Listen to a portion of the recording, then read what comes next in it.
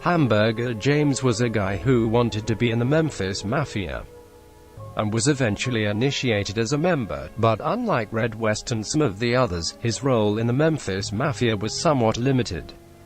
Mainly, he was just the guy who went out for hamburgers at 3 a.m. or whenever Elvis had a sudden desire for one. Elvis carried what he called his kit with him everywhere he went. The kit was comprised of several, shall we say, personal items of the king's.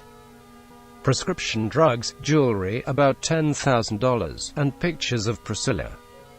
Rick Stanley was the one in charge of keeping up with Elvis's kit. A year earlier, Elvis had received a DEA badge from President Richard Nixon at the infamous White House meeting. One day Elvis calls out to Rick that some money and some pictures were missing from his kit.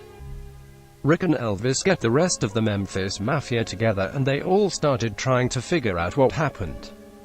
No one can find Hamburger James.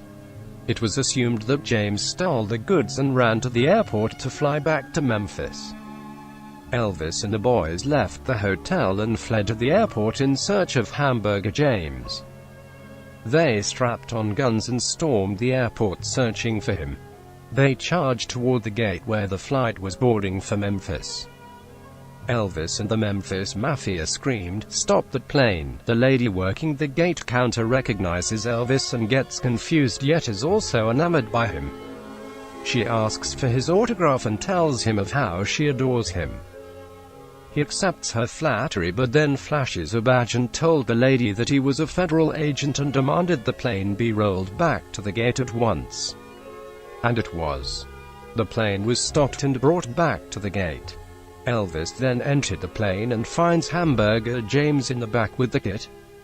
They drag him off the plane and take him back to the hotel, frightened to death. They carry him to Elvis's suite to wait on the king to pass judgment and sentencing on this perpetrator.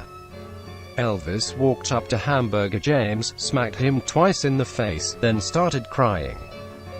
He told James, "Why didn't you let me know if you needed money?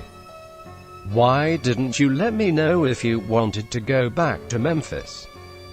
I would have given you money. You didn't have to steal from me." They both cried and carried on like this for a while. Then Elvis told James he didn't have to go and that he could keep his job. But James was ready for his exit from the Memphis Mafia. Elvis paid James a few weeks' salary and sent him back to Memphis.